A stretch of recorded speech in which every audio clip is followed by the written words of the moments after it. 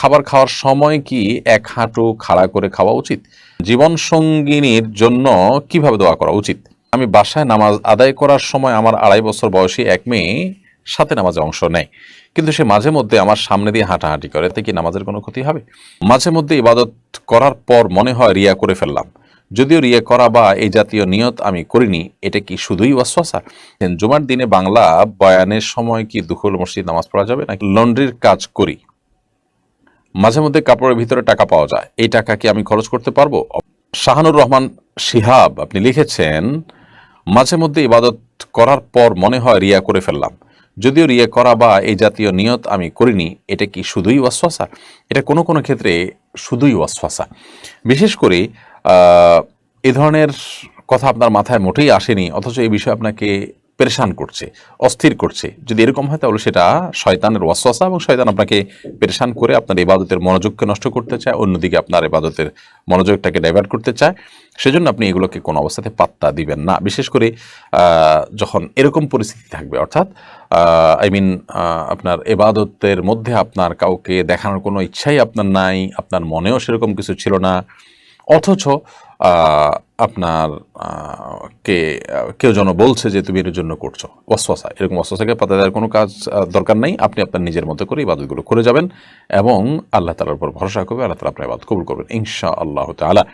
অনেক সময় আমরা ইবাদত করার সময় কাউকে দেখানোর উদ্দেশ্য নাই, কিন্তু ইবাদত শুরু করার কিছুক্ষণ পর হয়তো কেউ দেখে ফেলেছে, তখন আমাদের মধ্যে ভালো লাগা কাজ করে। যদি এরকম হয় তাহলে সেটাও কিন্তু লৌকিকতা বা মানুষ দেখানোর কারণে নষ্ট হওয়া যে ইবাদত, সে তার মধ্যে পড়বে না। আমির হামজা এআইডি থেকে আপনি লিখেছেন, আমি সৌদিতে লন্ড্রির কাজ করি, মাঝে মধ্যে কাপড়ের ভিতরে টাকা পাওয়া যায়, এই টাকা কি আমি খরচ করতে পারবো? অবশ্যই আপনি খরচ করতে পারবেন না। সৌদিতে কেন, আমাদের দেশে বা পৃথিবীর অন্যান্য জায়গাতেও যারা এই ধরনের কাজ করে থাকেন তারা অনেকেই এরকম টাকা পেয়ে থাকেন। যদি আপনি কোনো টাকা পান এরকম, যে টাকাটা আপনার লন্ড্রির দোকানে যিনি জামা দিয়েছেন তার জামার পকেটে ভুলে ছিল, আপনি অবশ্যই সেটা মালিককে ফেরত দিতে হবে। এটা আপনি খেতে পারবেন না। আপনি খেলে সেটার যৌক্তিক কোনো গ্রাউন্ড থাকতে হবে যে আপনি কেন খেলেন।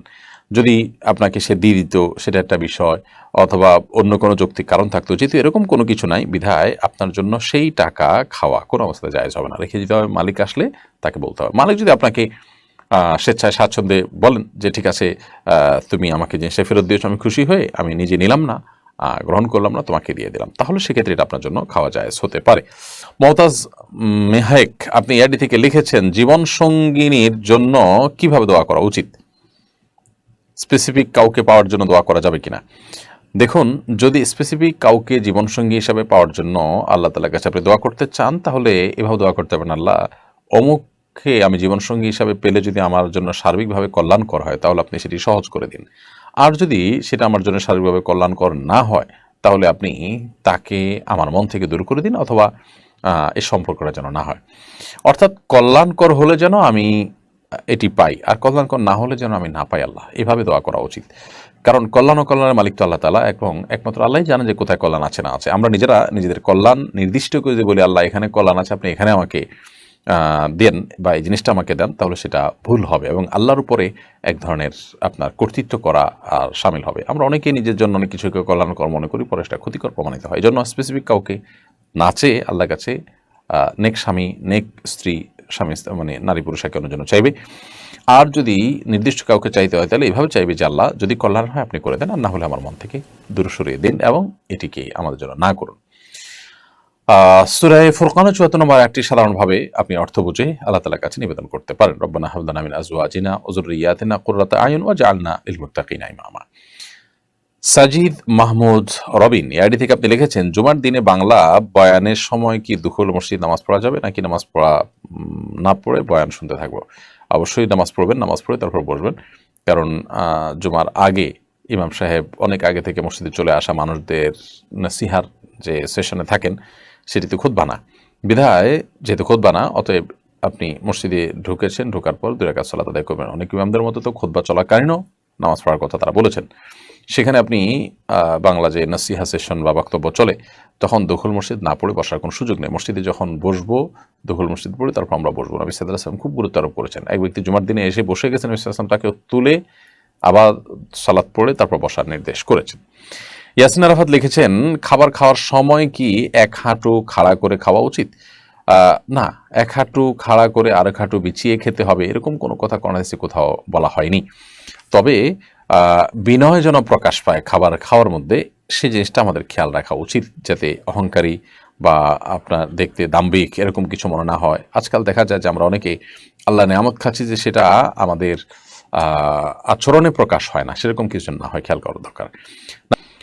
তরফদার মাহবুব আপনি লিখেছেন, আমি বাসায় নামাজ আদায় করার সময় আমার 2.5 বছর বয়সী এক মেয়ে সাথে নামাজে অংশ নেয়, কিন্তু সে মাঝে মধ্যে আমার সামনে দিয়ে হাঁটাহাঁটি করে, তাতে কি নামাজের কোনো ক্ষতি হবে? না, সে যদি আপনার সামনে হাঁটাহাঁটি করে মাঝে মধ্যে, এতে আপনার নামাজ হয়ে যাবে, নামাজ হবে না এরকম না। কিন্তু বাচ্চা যাতে নামাজের সামনে হাঁটাহাঁটি না করে আপনার মনোযোগ নষ্ট না হয়, সেজন্য অন্য কেউ বাসায় থাকলে তাকে যেন এই টাইমটা ধরে রাখে, সেটা ভালো। অথবা আপনার আপনি নিজেও যদি দেখা যায় সে খুব বেশি ডিস্টার্ব করে, তো আলতো করে নামাজের মধ্যে আমলে কাসির না হয়, অর্থাৎ নামাজের মধ্যে এমন কিছু করছেন যেটা দেখে আপনি নামাজের পুরো মুড থেকে বের হয়ে গেছেন, এরকম না হয়, সেরকম করে আপনি তাকে আস্তে করে সরা দিতে পারেন, আলতো করে। আর যদি সে আপনার সাথে নামাজে দাঁড়ায়, অতএব সে নামাজ পড়বে সেটা আপনি ধরে নিয়েছেন, কিন্তু নামাজ না পড়ে সে মাঝে হাঁটাহাঁটি করছে, এতে আপনার নামাজের ক্ষতি হবে না ইনশাআল্লাহ তাআলা। বিশেষ করে শেখার উদ্দেশ্যে তাকে সাথে নামাজ পড়াটা দর্শনীয় নয়। সাকিব আপনি লিখেছেন, ইদানিং পৌষ সংক্রান্তি বা সাকরাইন উৎসব নামে একটা উৎসব পালন করতে দেখা যায়। আগে এই দিনে মূলত ঘুড়ি উড়ানো হতো, নতুন করে এর সঙ্গে যুক্ত হয়েছে ফানুস উড়ানো, আতশবাজি, কোথাও কোথাও মদ্যপান এবং নানা অশ্লীল অনুষঙ্গ যুক্ত হয়েছে। এসব উৎসবের ব্যাপারে আমাদের দৃষ্টিভঙ্গি কি হওয়া উচিত? ভাই নাজমুল সাকিব, সাকরাইন উৎসব নিয়ে যেহেতু এবছর বিশেষ করে পুরান ঢাকাতে অতিরিক্ত মাতামাতি হয়েছে এবং স্থানীয়রা অনেকেই রাস্তাঘাটে বেরিয়ে এসে প্রতিবাদ করে থামিয়েছেন এবং থানা ঘেরাও করেছেন, পুলিশের সহায়তা সেগুলো উচ্ছৃঙ্খলতাকে বন্ধ করেছেন তারা। সেই সুবাদে এটা নিয়ে ঘাটাঘাটের সুযোগ হয়েছে আমার। আমি Banglanews24.com একটি প্রতিষ্ঠিত অনলাইন নিউজ পোর্টাল, সেখানে এই বিষয়ে একটা লেখা দেখেছি। সেখানে তারা লিখেছেন যে এটি সনাতন ধর্মাবলম্বীদের একটি উৎসব ছিল পৌষ সংক্রান্তি, সেটাই পুরান ঢাকায় সংক্রান্তি শব্দটারই আপনার অপভ্রংশ হয়ে সাকরাইন সেটা নাম ধারণ করেছে, মূলত এটা পৌষ সংক্রান্তি। তো যাই হোক, এই পৌষ সংক্রান্তি বা সাকরাইন যেটাই বলা হোক না কেন, এটা সেই পোর্টালের তথ্য মতে এটি সনাতন ধর্মাবলম্বীদের একটি উৎসব বা অনুষ্ঠান।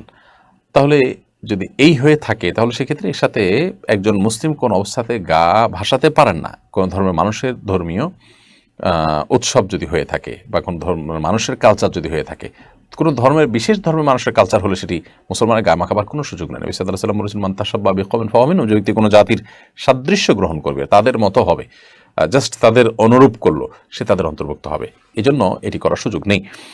কিন্তু এটা যদি সেরকম, এই তথ্যটা যদি সঠিক না হয় বা এটা যদি সাধারণ রূপ পরিগ্রহ করে, যেটা আসলে কোনো ধর্মীয় কিছু না, বরং এই অঞ্চলে মানুষের একটা আঞ্চলিক সংস্কৃতি, তাহলে সেক্ষেত্রে ইসলাম সেখানে বাধা দিবে না, যদি সেখানে শরিয়া বিরুদ্ধে কিছু না হয়।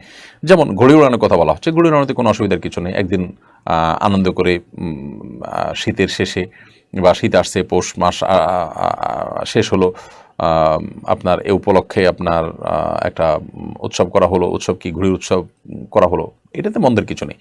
বাট সেখানে ফানুস উড়ানো, আতশবাজি করা, নাচা গাওয়া এবং আপনার অশ্লীল নৃত্য, বিশেষ করে আপনার ডেস্কের ভাড়া করে হাই ভলিউমে গান বাজনা চালানো, এটা মানুষের জীবনকে অতিষ্ঠ করে, এটা মানুষকে কষ্ট দেওয়ার শামিল এবং এটা রীতিমতো অসভ্যতা এবং অভদ্রতা।